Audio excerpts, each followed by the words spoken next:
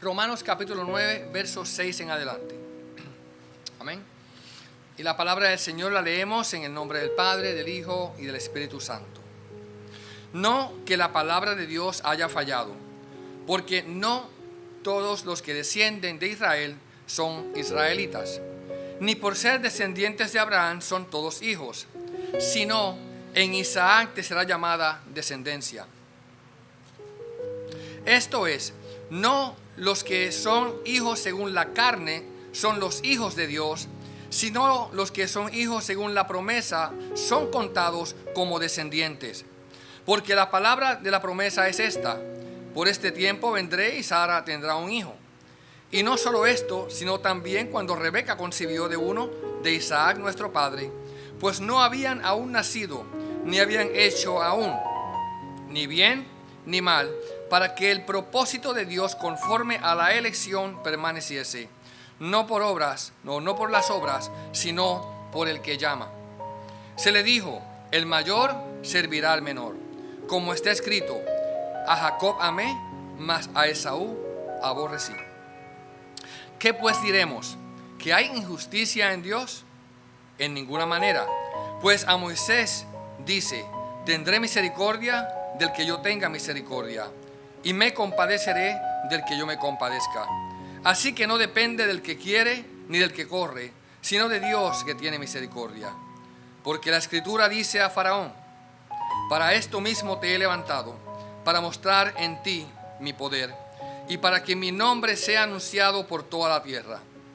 De manera que de quien quiere tiene misericordia, y al que quiere endurecer, endurece. Pero me dirás: ¿por qué pues sin culpa? Porque ¿quién ha resistido a su voluntad? Mas antes, oh hombre, ¿quién eres tú para que alterques con Dios? ¿Dirá el vaso de barro al que lo formó: ¿por qué me has hecho así? ¿O no tiene potestad el alfarero sobre el barro para hacer de la misma masa un vaso para honra y otra para deshonra? ¿Y qué, si Dios, queriendo mostrar su ira y hacer notorio su poder, soportó con mucha paciencia los vasos de ira preparados para destrucción, y para hacer notorias las riquezas de su gloria, las mostró para con los vasos de misericordia que él preparó de antemano para gloria, a los cuales también ha llamado, esto es, a nosotros, no solo de los judíos, sino también de los gentiles. Como también en Oseas dice: llamaré pueblo mío al que no era pueblo, y a la no amada, amada. Y en el lugar donde se les dijo: vosotros no sois pueblo mío, allí seréis llamados hijos del Dios viviente. También Isaías clama tocante a Israel: si fuere el número de los hijos de Israel como la arena del mar, tan solo el remanente será salvo. Porque el Señor ejecutará su sentencia sobre la tierra en justicia y con prontitud. Y como antes dijo Isaías: si el Señor de los ejércitos no nos hubiera dado descendencia, como Sodoma habríamos venido a ser, y a Gomorra seríamos semejantes. ¿Qué pues diremos? ¿Que los gentiles que no iban tras la justicia han alcanzado la justicia, es decir, la justicia que es por la fe o por fe? Mas Israel, que iba tras una ley de justicia, no la alcanzó. ¿Por qué? Porque iban tras ella no por fe, sino como por obras de la ley, pues tropezaron en la piedra de tropiezo, como está escrito: he aquí pongo en Sión piedra de tropiezo y roca de caída, y el que creyere en él no será avergonzado. Y esta es la palabra del Señor. Se pueden sentar. Bueno, hermanos, hemos estado, como ustedes saben, predicando una serie de sermones a través del libro de Romanos, tanto en inglés como en español. Hemos seguido esta serie y ya hemos predicado varios sermones, varias enseñanzas en este libro. Y hemos llegado hoy a este capítulo. Pablo está hablándole a la iglesia de Roma, una iglesia que, como dijimos, nunca había visitado antes, una iglesia que él no conocía personalmente, aunque sí tenía conocidos dentro de la iglesia. Y el sueño de Pablo era llegar a Roma con el propósito de compartir con ellos el evangelio, lo que Dios le había revelado a ellos. Esta carta de Roma a los romanos me parece que poderosísima que el apóstol Pablo, Dios haya puesto en su deseo de escribirla, porque es una carta que delinea en su totalidad la creencia cristiana sobre lo que es la salvación. Es una carta completa donde se habla acerca de cómo es que nosotros podemos alcanzar la salvación y la justificación, declarados justos. El tema principal de esta carta es la justicia de Dios, cómo somos declarados justos ante Dios. Y nosotros, no solamente los romanos allá hace 2000 años atrás, nosotros en el día de hoy y toda la iglesia a través de los 2000 años de historia se ha beneficiado grandemente de la información que el apóstol Pablo ha dejado plasmada aquí escrita para que nosotros podamos ser edificados y comprender cuál era la revelación que él tenía, el mensaje del evangelio acerca de la fe cristiana. Muy poderoso. Esta carta sirve como un tratado de teología muy excelso, el cual beneficia a cada uno de nosotros, y por eso estamos enseñando aquí en esta iglesia y predicando sobre esto. Hoy yo quiero hablarles en el capítulo 9, un capítulo que acabamos de leer y que es bastante largo y bastante complicado, y quiero ponerle como título a la enseñanza de hoy: misericordia, sin quererla y sin ganarla, sin quererla y sin ganarla. Y quiero ver estos 3 puntos en esta enseñanza hoy. Primeramente vamos a ver una gran dificultad, vamos a ver en segundo lugar una gran explicación y en tercer lugar una gran invitación. Así que una gran dificultad, una gran explicación y una gran invitación. Este capítulo, quizás ustedes sabrán que es muy difícil de aceptar, se ha prestado para grandes debates a través de toda la historia de la iglesia. Desde hace 2000 años atrás casi se habla, y hay personas que tratan de explicar qué es lo que el apóstol Pablo está hablando acerca de qué, de la doctrina sobre la elección y también la predestinación. Un tema que es muy difícil para muchas personas, para todos nosotros quizás, que nos ponemos a meditarlo, difícil de digerir. Pero el apóstol Pablo no titubea en escribir y hablar sobre este tema, aclarándolo, aunque él sabe y reconoce muy bien que lo que está diciendo ha de causar problemas y que no va a ser bien recibido, y por eso se dedica bastante tiempo y con muchas explicaciones a dejarlo bien claro para que ellos puedan entender lo que él le está diciendo, con mucha calma, con muchos ejemplos, con muchas explicaciones, de manera muy meticulosa. El apóstol comienza a hablar muy despacio, explicando las razones por las que él cree lo que cree y enseña lo que enseña, como para que no quede duda de lo que ha dicho. Sin embargo, a pesar de todo esto, a pesar de esas enseñanzas, de esos ejemplos, este capítulo en particular se ha prestado para varias interpretaciones y ha causado problemas. Se han creado denominaciones nuevas completas en cuanto a la interpretación de este pasaje. Se han creado enemistades entre personas. Ha causado divisiones, ha habido grandes debates. Si usted se va a Facebook, hay lugares donde se dedican a hablar de teología y gente que están hablando de este tema. Si va a YouTube, hay muchísimos videos hablando de este tema, unos de un lado y otros de otro. Y si se va a cualquier librería cristiana, va a encontrar muchísimos libros escritos sobre este asunto de la elección y la predestinación. Así que vamos a llegar aquí nosotros a ver qué es lo que el apóstol está diciendo. Y la pregunta que tenemos en la mente es, bueno, ¿de quién es entonces la decisión de ser salvo? ¿Es Dios o es el hombre? ¿Es la soberanía divina la que dirige las cosas o es la decisión nuestra la que cuenta? Y es ahí donde vamos entonces a ver qué es lo que la Biblia nos está hablando. Y yo quisiera tomar esto con calma, poco a poco, hablándole detalladamente, para que veamos qué es lo que el apóstol está diciendo a cada uno de nosotros, que nosotros podamos entender bien. Cuando yo estaba recién casado, comencé a estudiar estos temas, ya que yo crecí en la iglesia desde niño, pero esto no es un asunto que se le prestaba mucha atención. De hecho, hay iglesias que nunca predican de este capítulo, nunca hablan de estos temas, porque es difícil hablar de ellos. Y sin embargo, pues me presté a comenzar a estudiar todo esto, y me encontré que también tenemos una advertencia y unas palabras de ánimo en la Confesión de Fe Nuestra, en el Catecismo de Westminster. encontramos en esta confesión, el capítulo 3, estas palabras. Y quiero escuchar bien lo que dice para que veamos cómo nosotros podemos acercarnos al tema de la elección y la predestinación.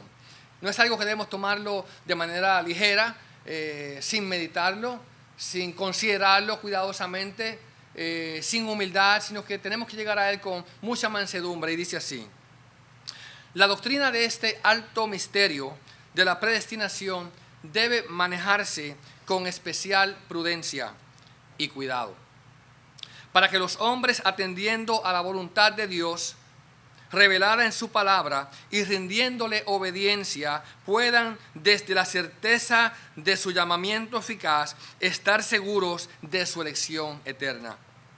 Así, esta doctrina será motivo de alabanza, reverencia y admiración hacia Dios, y de humildad, diligencia y abundante consuelo para todos los que obedecen sinceramente al Evangelio.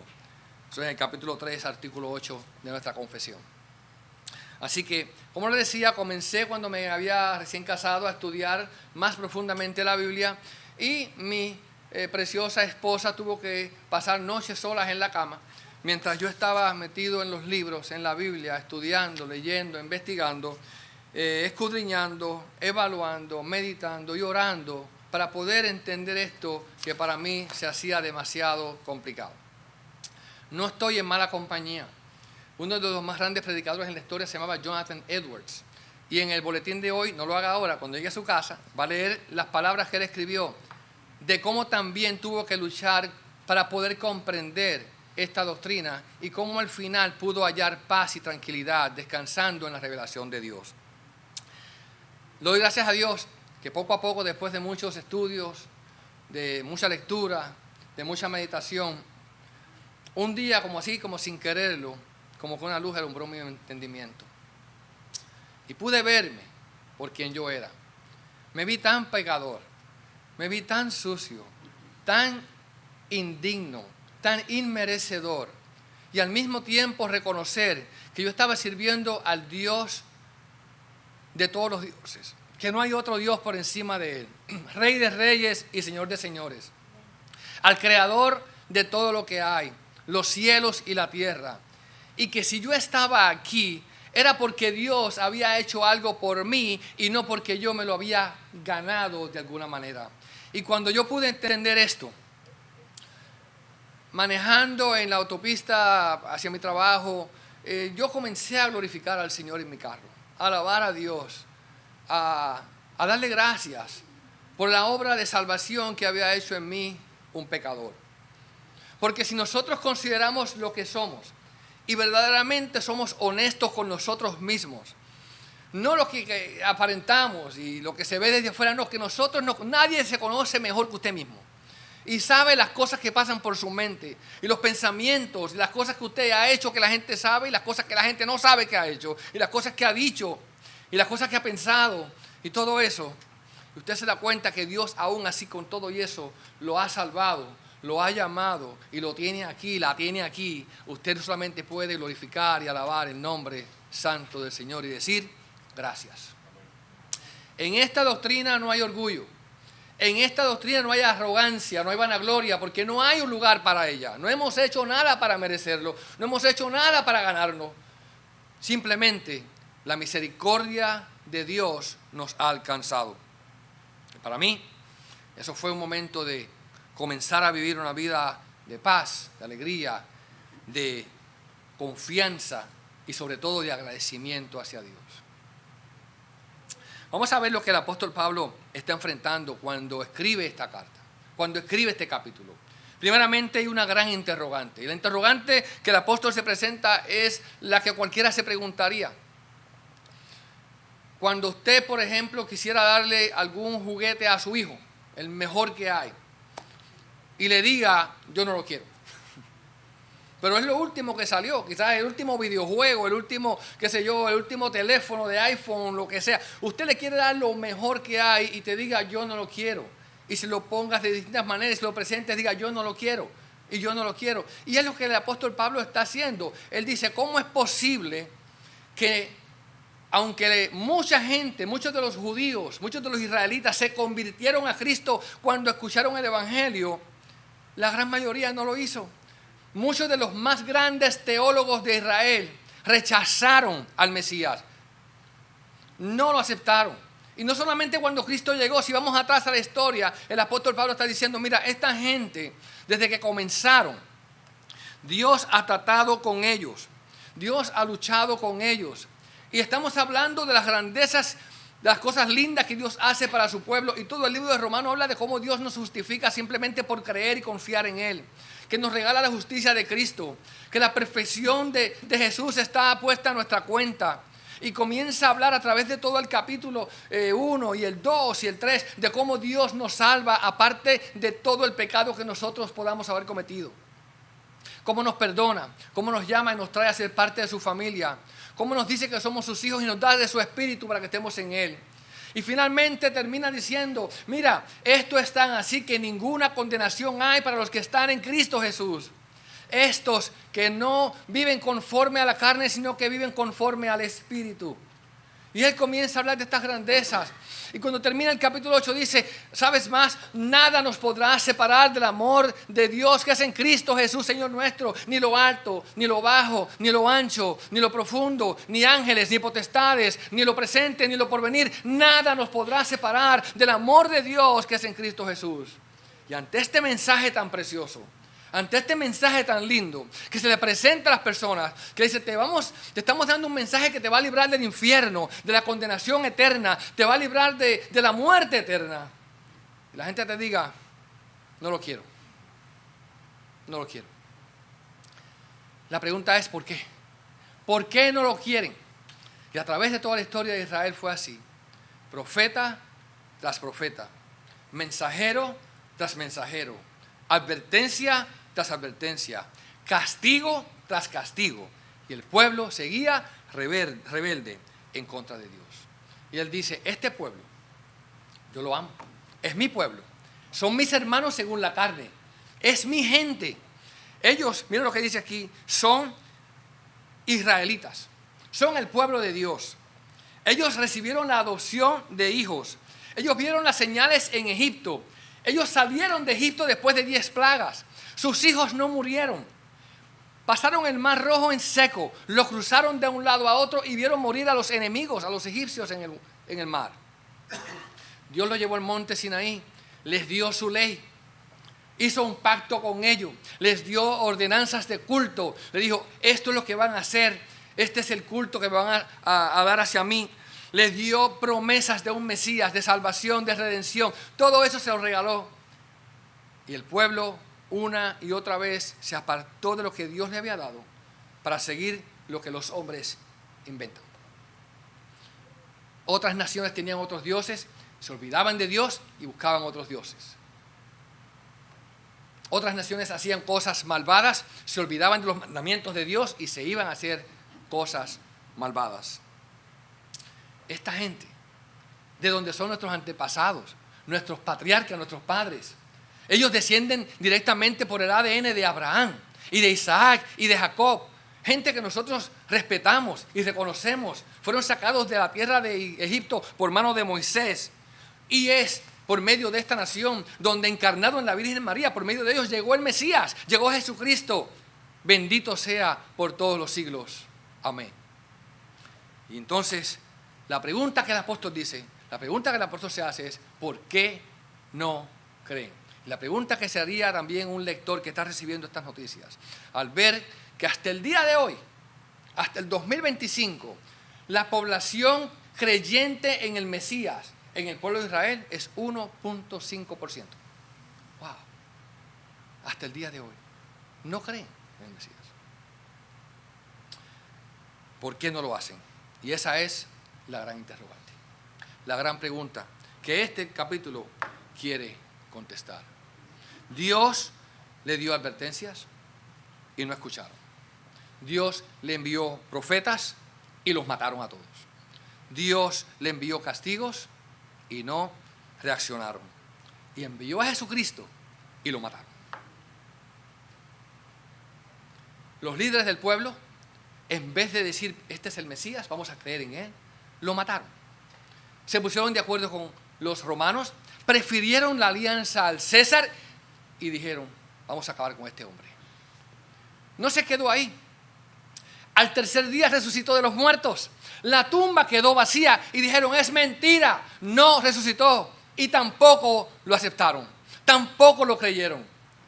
Es más, cuando los apóstoles comenzaron a predicar acerca de Jesucristo, entonces los persiguieron también a ellos. Y los mataron también. Ellos no querían saber nada ni de Cristo, ni de sus seguidores, ni de sus apóstoles, ni de sus evangelistas. Mire cómo lo pone el apóstol Pablo hablando a los tesalonicenses en Tesalónica. Le dice, miren, porque vosotros, hermanos, en Tesalónica, vinisteis a ser imitadores, o igual que las iglesias de Dios en Cristo que están en Judea. Judea es la región de Israel donde nació Jesús, donde fue crucificado, matado, ahí en Jerusalén. Ustedes son iguales. ¿Por qué razón? Porque habéis padecido de los de vuestra propia nación las mismas cosas que padecieron los judíos. Los cristianos judíos padecieron de los de su propia nación, de sus hermanos, las mismas cosas que los de Tesalónica estaban participando. Y dice, los judíos, los cuales mataron al Señor Jesús y mataron a sus propios profetas, y a nosotros nos expulsaron y no agradan a Dios y se oponen a todos los hombres, impidiéndonos hablar a los gentiles para que éstos se salven. Eso es lo que estaba pasando con ellos. Qué horrible. Qué cosa más triste. Qué cosa más dolorosa. Y esa es la pregunta. La pregunta entonces es, si Dios le hizo una promesa a este pueblo, ¿falló la promesa? ¿Falló? ¿Fracasó entonces lo que Dios tenía preparado? ¿Es que la palabra de Dios ha fallado? ¿Es que Dios no pudo cumplir la promesa que había hecho? ¿Es que Dios no pudo llevar a cabo lo que Él quería? ¿Es que Dios fracasó en el intento de salvar y traer salvación a Israel como lo había prometido? Ahora, esta gran pregunta, esta gran interrogante merece una gran explicación. Y el apóstol Pablo entonces entra en detalles para explicar qué es lo que ha ocurrido. Y la idea principal está diciendo es lo siguiente. Es que las cosas como Dios las ve no es de la manera que el hombre las entiende, las ve. Dios ve las cosas de forma distinta. Nosotros vemos las cosas según la carne, según el ojo humano, pero para Dios no son así. No Dios define las cosas físicamente o carnalmente, sino que las define espiritualmente conforme a su propio estándar. Pablo comienza a explicar que las cosas en Dios funcionan por medio de la elección. Dios escoge. Dios escoge. Y para que su punto no se quede en el aire, Él tiene que comenzar entonces a explicarle a ellos cómo es que esto es así desde el principio. Y les dice, hace semanas atrás yo estaba aquí predicando y le hablaba acerca de que cuando hablaba de la justificación por la fe, Pablo fue a Abraham 500 años antes de Moisés para decirle, mira, no es por la ley. 500 años antes de Moisés, Abraham creyó a Dios y le fue contado por justicia. Pero 500 años después de Moisés, David también dijo que era, ¿por qué? Por la fe, no por las obras de la ley. Y él dice primeramente, no es que la palabra de Dios haya fallado, verso 6. Porque no todos los descendientes de Israel son israelitas. No todos los que descienden de Israel son israelitas. Eso parece una contradicción. Eso es como si yo dijera, no todos los puertorriqueños son puertorriqueños. O no todos los cubanos son cubanos. O los peruanos peruanos. Ustedes, no tiene sentido. Pero hay un Israel físico y hay un pueblo de Dios que es el verdadero Israel. Una vez yo escribí un artículo sobre este tema y ponía, bueno, hay un Israel con letras minúsculas, pero hay un Israel que Dios considera a su pueblo que es con letras mayúsculas. Y no todo el que es parte del pueblo con letras minúsculas también es parte del pueblo con letras mayúsculas. Y él dice eso. No todos los descendientes de Israel son israelitas. Ni por ser hijos de Abraham son todos hijos. No fue Ismael ni los otros, porque Abraham tuvo a Ismael primero antes de Isaac y tuvo otros hijos más después. Ahora, no fueron ellos, sino que dice la Escritura, en Isaac te será llamada descendencia.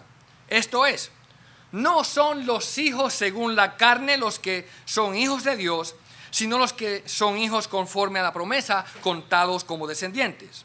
Así que la primera explicación es esta. No es por descendencia carnal, no es por ADN. No es porque desciendo directamente desde Abraham o desciendo directamente desde Israel, de Jacob, nuestro padre. No. Explicación número 2. No es por mérito personal. No es porque nosotros tengamos una buena conducta o una buena condición humana o tengamos algo que nos amerite a nosotros recibir esta bendición. Mira lo que sigue diciendo. Y no solo esto, el verso 10, sino también cuando Rebeca concibió de uno, de Isaac, nuestro padre, pues aún no habían nacido, ni habían hecho aún ni bien ni mal, para que el propósito de Dios conforme a la elección permaneciese, no por obras, sino por el que llama. Ahora usted dirá, bueno, en el caso de Abraham, Isaac e Ismael eran hijos de dos mujeres distintas. Y Dios le dijo que era a través de Sara. Ok, está bien. Pero Jacob, después tenemos aquí a Rebeca, ¿verdad? Rebeca, que con Isaac y Rebeca tuvieron dos hijos. Entonces, ¿cuál de los dos hijos era el que iba a recibir la bendición? Bueno, ahí dice lo siguiente. Se le dijo, el mayor servirá al menor. Pero está al revés, porque normalmente el menor es el que tiene que servir al mayor. Y sigue diciendo, como está escrito, a Jacob amé, mas a Esaú aborrecí. Ahora, ellos dos eran hermanos gemelos, en el mismo vientre y de la misma madre. Ahora, estamos hablando de que Dios estaba escogiendo personas, no necesariamente aquí para salvación personal eterna, sino para los propósitos de Dios, para cumplir los planes de Dios en la tierra. Como está escrito, a Jacob amé, mas a Esaú aborrecí. Y esa cita es tomada de Malaquías capítulo 1, donde se le habla a aquel pueblo, los descendientes de Esaú, los edomitas, acerca de esto, del castigo que venía sobre ellos, de parte de Dios. Ok, así que lo que estamos viendo una vez más, a modo de aclaración aquí, es que Dios está diciendo que es por medio de una decisión soberana en la elección y no por algo que ellos traían de antemano en ellos. Y a menudo vemos nosotros que se hace énfasis que en estas elecciones en particular no tratan de salvación. Y es cierto, estamos hablando acerca de cuál sería el pueblo que Dios usaría para traer su bendición al mundo, el templo, el pacto, las promesas y finalmente al Mesías. Así que no fue a través de los romanos, no fue a través de los griegos, no fue a través de los babilonios, no fue a través de ninguna de esa gente, no fue tampoco a través de los edomitas, los hermanos de Saúl, fue a través del pueblo de Israel, que Dios escogió traer la bendición al mundo. Ahora, este pueblo que traería la adopción, la promulgación de la ley, el culto, las ordenanzas, los patriarcas y finalmente llegaría el Mesías. Así que estos ejemplos que está usando Pablo sirven para ilustrar e iluminar su respuesta. ¿Qué es lo que está diciendo? Está aclarando. Mire, así es como Dios opera, el modus operandi, como dicen, ¿verdad? El modo que Dios opera. Y Él quiere que ellos vayan comprendiendo cómo es que Dios está haciendo las cosas. Los israelitas no han creído al anuncio, no han creído al mensaje. De hecho, cuando Isaías 53 comienza, dice, ¿quién ha creído a nuestro anuncio? Nadie cree, nadie está creyendo el anuncio. Y Pablo una vez más repite, la palabra de Dios no ha fallado, porque no depende de lo que el hombre hace. Sigue diciendo el número 3, Dios es independiente. Dios no depende de nadie. Dios hace las cosas como Él quiere. Y dice lo siguiente, no depende del que quiere, ni depende de quién, del que corre, sino que depende de Dios que tiene misericordia. ¿Qué pues diremos entonces? ¿Hay injusticia en Dios? Porque la pregunta obvia sería esa, entonces Dios es injusto. El que estudia esto y entendió lo que está diciendo Pablo va a decir eso. Si usted no le salió esa pregunta cuando estudió esto, no lo entendió. Si lo entendió va a decir, esto es un problema aquí. Y Pablo sabe que esa va a ser la respuesta. Porque el que entendió lo que aquí dice, va a decir, esto no puede ser. Entonces Dios es injusto. ¿Hay injusticia en Dios entonces? Y la respuesta también debe ser la misma que el apóstol Pablo da. Y Pablo dice, no, en ninguna manera. Pues a Moisés dice, tendré misericordia del que yo tenga misericordia y me compadeceré del que me compadezca. Así que no depende del que quiera ni del que corre, sino que depende de quién, de Dios que tiene misericordia. Y en este punto, algunos predicadores y maestros van a decir, bueno, esto está difícil. Esto no hay quien se lo trague, es cierto, difícil de tragar. Decirte que yo amé a Jacob y rechacé o aborrecí a Esaú, que aborrecer significa rechazar. Hay gente que te dice, bueno, la palabra ahí aborrecer no significa aborrecer, significa amar menos. Miren, yo tengo 4 hijos y soy también hijo con 4 hermanos de una misma madre. Dígale a un hijo suyo, a ti yo te amo mucho y a ti te amo menos. Se le forma una guerra en su casa. Aunque usted la adorne con decir que es amar menos, a nadie le gusta que le digan eso. Está difícil la cosa. Bueno, significa que voy a poner a uno antes que el otro, pero los amo iguales. Mire, yo vi hace poco una cosa que me hizo reír muchísimo, unos videos que pone la gente de una viejita que tenía unas comidas que estaba preparando para sus nietos, no sé si usted lo vio, y tenía un montón de envasecitos para todos sus nietos, ¿ves? O hijos, no sé si eran nietos o hijos. La cosa es que tenía uno bien grande así, y le dice, ¿tú quieres a todos tus hijos iguales? Sí, ¿y ese para quién es? Para fulano. Pero tú quieres más, y dice, no lo quiero más, pero era más grande el envase. Y todo el mundo tiene un envase pequeño. Nuestros hijos nos preguntan, yo soy el favorito. Yo soy la favorita. Sí, todos los 4 hijos míos son los favoritos. ¿Verdad, Elizabeth? Todos son los favoritos. Entonces, decirle a alguien, te amo menos, no resuelve la situación. Ahora, tendré misericordia del que yo tenga misericordia. Y la gente dice, bueno, entonces aquí lo que significa es lo siguiente. Dios sabe de antemano cómo es que la gente va a actuar y vivir, entonces en base a eso, entonces cogen. Pero eso no resuelve el asunto porque está entonces negando lo que el apóstol Pablo está diciendo. Pero es que Dios ve el futuro. No está, Pablo dice, mira, no habían nacido, aún no habían nacido, no habían hecho ni bien ni mal. En otras palabras está diciendo, no tiene nada que ver lo que hicieron o dejaron de hacer para que el propósito de Dios permaneciese. En otras palabras, no, pero Dios vio que iban a creer de antemano. Es que no dice eso, está diciendo de lo contrario. Está diciendo que no depende del que quiere ni depende del que corre. Dios sabía que Esaú vendería su primogenitura, pero es que está diciendo que no depende de eso. Si Jacob era un sinvergüenza también, y lo sabemos por la historia, mentiroso, engañador. Entonces, otra vez, la pregunta es, ¿por qué no creen los israelitas? Y algunos predicadores te dicen, ¿por qué no creen? No, pero esa es la pregunta, ¿por qué no creen? Es que no creen. No creen. Vamos a llegar al asunto, ¿por qué no creen? Pablo dice, no depende del ser humano. Y ellos dicen, sí, bueno, depende del futuro lo que vayan a hacer en el futuro. No depende del ser humano. Entonces, otra vez él repite, no tiene nada que ver con esto. ¿Sabes qué? Una vez le dijo Jesús a los que lo escuchaban, los fariseos, escudriñad las escrituras porque en ellas os parece que hallaréis la vida eterna. Eso es un texto que la gente muchas veces lo citan como si fuese un mandamiento, pero es una aseveración, es una declaración que está haciendo Jesús.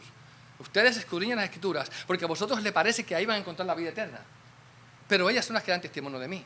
¿Pero sabe lo que dice el próximo verso? Esto es Juan, capítulo 5, 40, dice, pero ustedes no quieren venir a mí. ¿Se da cuenta? Entonces venir es ¿qué? Es creer. Venir es creer. No quieren venir a mí. Así que el querer y el creer, lo mismo. La fe además es un don de Dios, dice Efesios capítulo 2. La salvación completa es un regalo de Dios. En Colosenses capítulo 11 nos dice que la fe es una concesión divina y nos dice aún más. Es Dios quien pone en vosotros ¿qué? El querer como el hacer por su buena voluntad. Así que esto está un poco difícil. La elección no tiene nada que ver con el deseo, con el correr, con el obrar ni con el ganar la carrera. Explicación número 4. Dios busca glorificarse en todo lo que sucede en la tierra. Y le dice, porque la Escritura dice a Faraón, para esto mismo te he levantado, para mostrar en ti mi poder. Hermanos, Dios se va a glorificar en todo. aunque las cosas parezcan horribles, adversas y como no podemos explicarlas, Dios de alguna manera se va a glorificar. Y lo que pasó en Israel, en Egipto, con el pueblo de Dios allí esclavizado y con la gente que allí vivía, muriendo y sufriendo, dice Dios que estaba mostrando su poder sobre el faraón. Así que Dios lo hace para glorificarse. Y lo levantó, dice, precisamente te he levantado para esto. Es decir, Dios escogió al faraón perfecto, al que él sabía que iba a funcionar como estaba funcionando, para llevar a cabo su obra y cumplir sus propósitos en él, para glorificarse. Explicación número 5. Dios tiene misericordia de unos y a otros endurece. Está dura. Mira lo que dice, y para que mi nombre sea anunciado en toda la tierra, de manera de quien quiere tiene misericordia y al que quiere endurecer, endurece. Y te dicen, bueno, es que Faraón se endureció solo. Al resultado fue el mismo.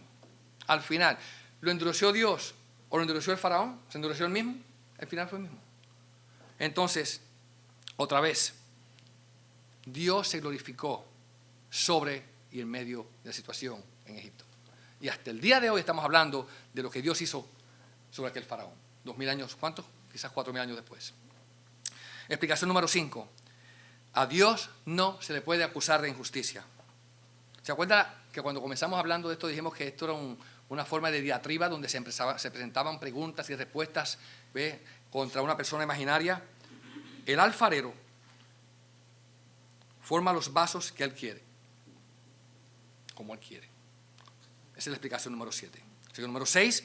A Dios no se le puede acusar de injusticia. ¿Habrá injusticia en Dios? ¿Por qué inculpa? ¿Quién puede acusar a Dios? ¿Quién ha resistido su voluntad? Mas ¿quién eres? Dice aquí, ¿quién eres tú, hombre, para que alterques con Dios? Dirá el barro al que lo formó, ¿por qué me has hecho así? Porque el alfarero hace lo que él quiere y como él quiere. ¿No tiene pues potestad el alfarero para hacer de la misma masa un vaso para honra y otro para deshonra? Es una pregunta retórica. El alfarero hace con su masa de tierra lo que él quiere. Y si Dios, queriendo mostrar su ira y hacer notorio su poder, soportó con mucha paciencia los vasos de ira preparados para destrucción, y para hacer notorias las riquezas de su gloria mostró para los vasos de misericordia que él preparó de antemano para gloria, entonces él está haciendo las cosas. Y algunos dicen, bueno, Dios está preparando vasos de misericordia, dicen algunos, y los demás, los vasos de ira, se están preparando ellos solos. Como que no encaja con la explicación, porque nos cuesta. Ahora, Dios es el alfarero y hace como él quiere. Dios, estamos haciendo quizás una alusión a Jeremías capítulo 20, donde nos habla acerca de aquel alfarero que fue a la casa y el vaso se le rompió en sus manos mientras lo hacía y volvió a darle forma nuevamente a aquella visión que tuvo del alfarero, ¿verdad? En Jeremías. Entonces, Dios explica estas cosas de esta manera, pero no lo deja ahí. No lo deja ahí, porque aunque habla de esta forma, nos lleva al final de este capítulo a un punto muy importante, y es a una gran invitación. Porque hay cosas que nosotros no vamos a entender nunca, hay cosas que no vamos a comprender nunca, y lo único que podemos hacer como cristianos creyentes en la palabra de Dios es creerlo tal y como está escrito y confiar en lo que Dios está haciendo. Este capítulo es una cortina que nos abre acerca de las cosas como Dios las hace, del mundo secreto de Dios, de lo que Dios está haciendo y solamente Él conoce, y solamente en su soberanía Él mantiene dentro de Él. Las cosas secretas pertenecen a nuestro Dios y las cosas reveladas a nosotros, y esto pertenece al secreto divino. Pero nos dice algo: Dios está llamando hoy a vasos de misericordia de entre los judíos y de entre los gentiles. Dice, los cuales también ha llamado estos a nosotros, no solo los judíos, sino los gentiles, como también dice Oseas, llamaré pueblo mío al que no era pueblo mío. Llamaré pueblo mío al que no era pueblo mío. Y llamaré amada, una nación amada, ¿a quién? A la que no era una nación amada. Primeramente, nosotros estamos alejados de Dios y hemos sido acercados por su misericordia y por su gracia. Y en lugar donde se les dijo, vosotros no sois mi pueblo, ahora serán llamados hijos del Dios viviente. Y también Isaías reclama diciendo, si nuestra nación fuese como la arena de la mar, solamente el remanente sería salvo. Porque el Señor ejecutará su sentencia pronta sobre la tierra con justicia. Y como dijo Isaías anteriormente, si el Señor de los ejércitos no nos hubiese dejado descendencia, como Sodoma hubiésemos venido a ser y como Gomorra seríamos semejantes. Usted sabe la historia de Sodoma y Gomorra. Nadie se salvó. Pero Dios en su misericordia salvó un remanente, salvó un pueblo, salvó a algunos de los israelitas para que naciese el Mesías. Entonces, ¿cuál es la conclusión a todo esto? La conclusión es sencilla. Después de esta larga y detallada explicación del apóstol Pablo, hablando sobre la soberanía de Dios y la elección, y la salvación y la predestinación, todo aquello que podamos meditar sobre esto, Él no nos dice, ahora váyanse a pelear los unos con los otros acerca de esto. No dice eso. Ahora vuélvase loco y desesperado. No dice eso. Ahora póngase a investigar más allá de lo que dice. No, vamos a parar ahí. Los teólogos del pasado nos han dicho, mira, no te metas más allá de donde puedes, porque está muy profundo para nosotros navegar en estas aguas. Vamos a quedarnos en lo que entendemos. Y lo que entendemos es que Dios está en control, pero que también nos está llamando a la salvación. Nos está llamando y nos está extendiendo una gran invitación para que vengamos hacia Él. El asunto no es que investiguemos más y que peleemos los unos con los otros y que inventemos grupitos de defensa y debate, sino que busquemos a Dios. Que lo busquemos. Hoy es el día de salvación. Hoy es el día que Dios está llamando. Dios está luchando con nosotros para que vengamos hacia Él. Nos está llamando con amor. Y podemos nosotros confiar en Él. Dejar que las cosas secretas permanezcan en Dios y nosotros confiar en lo que nos ha revelado. ¿Qué podemos hacer? Descansar. Mire, ¿sabe dónde yo descanso? En que Dios es el Rey justo de toda la tierra. Yo y usted no somos más justos que Dios. Y si Dios funciona así, Dios funciona así. Dios es un Dios de justicia. De hecho, es un Padre de justicia. Dios es también Padre de misericordia. Ahí yo llegué. Yo pude llegar y decir, ¿sabes qué? Yo hay cosas que no las puedo entender ni las puedo explicar. Pero una cosa sí la Biblia me dice, yo la creo de corazón, y es que Dios es Padre de misericordia. Dios se inventó la justicia y Dios se inventó la misericordia. Y nosotros ninguno somos más misericordiosos ni más justos que Dios. ¿Sabe qué más? No hay más sabio que Dios. Dios es el sabio de los sabios. Y Dios sabe lo que está haciendo. Algo más nos dice la Biblia. La Biblia dice que Dios tiene justicia, que Dios, uno de los atributos de Dios es justicia, que es misericordioso, que es sabio. Pero ¿sabe qué la Biblia dice también? La Biblia dice que Dios es amor. Y si Dios es amor, ni usted ni yo podemos ser más amorosos que Dios. Y esta creación, este mundo completo, con toda la gente adentro, le pertenece a ese Dios de amor. Le pertenece a Él. Él sabe lo que está haciendo con su mundo y con su gente. La Biblia dice que los salvados para la misericordia serán, ¿sabe cuántos? Un número tan grande que nadie podrá contar. Hay gente que hablando de esto dice, ¿ustedes creen? Esa gente cree que Dios va a salvar un grupito, nada más unos poquitos elegidos. Dice la Biblia que son tantos y tantos y tantos y tantos los que se van a salvar que ningún hombre los puede contar. ¿Se da cuenta? Un número incontable. Lea el libro de Apocalipsis. Una cantidad de gente de toda nación, de toda lengua, de toda tribu, de todas partes, de todo color. Dios está salvando millones de personas. Dios está mostrando su poder en contra de Satanás y en contra de todas las fuerzas del mal. Y si usted y yo estamos aquí hoy, es porque Dios, en su misericordia, nos ha llamado a creer y hemos confiado en Él. Y nosotros también tenemos que hacer lo mismo, llamar a otros para que ellos también vengan a confiar en esta salvación. Hermanos, cuando Pablo está hablando aquí, Pablo no se está riendo. Pablo no está orgulloso. Pablo está sufriendo. Pablo está reflejando el corazón de un Dios como Jesucristo se paró allí una vez en el Monte de los Olivos y mirando a Jerusalén, sabiendo que no creían, diciéndole, ay Jerusalén, cuántas veces yo quise juntaros como una gallina junta sus pollitos debajo de sus alas, pero ustedes no quisieron. ¿Se da cuenta el amor de Dios? No quisisteis. Y el mismo Pablo comienza esta sección con un corazón profundo, un corazón roto, un corazón destruido, diciendo, ojalá yo fuese maldito para que ellos fuesen salvos, todos mis hermanos, conforme a la carne. Dice, verdad os digo y no miento, y mi conciencia me da testimonio del Espíritu Santo, que tengo gran tristeza en mi corazón de continuo dolor, porque deseara yo mismo ser anatema, separado de Cristo por amor a mis hermanos, los que son mis parientes según la carne. Así comienza hablando él, porque no creen, yo quiero que ellos crean. Y termina diciendo otra vez en el capítulo 10, verso 1, ciertamente el anhelo de mi corazón y mi oración a Dios por Israel es para salvación. Y nosotros tenemos que tener el mismo amor, el mismo deseo, la misma pasión, la misma oración.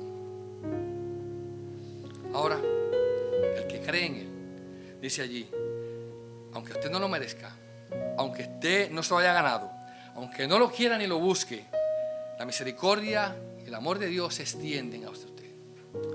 Hay una roca que ha sido puesta en Sión, y esa roca se llama Jesucristo. Los que no creen en Él se quebrantarán allí, serán quebrantados en esa roca. Pero los que creemos en Él, todos aquellos que confiamos en esa roca, podemos entonces hallar la salvación, hallar la vida eterna y tener misericordia. Cuando usted descubra esa bendición, cuando descubra esa gracia, esa misericordia, hermanos, usted va también a gritar de alegría, va a gritar de júbilo, decir gracias, Señor, por la obra que has hecho en mí.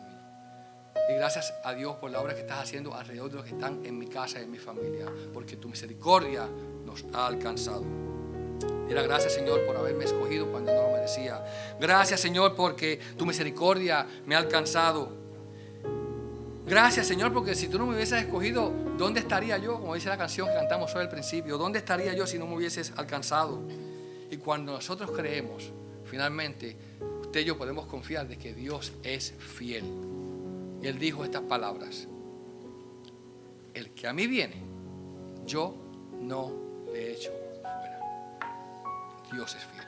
Oremos.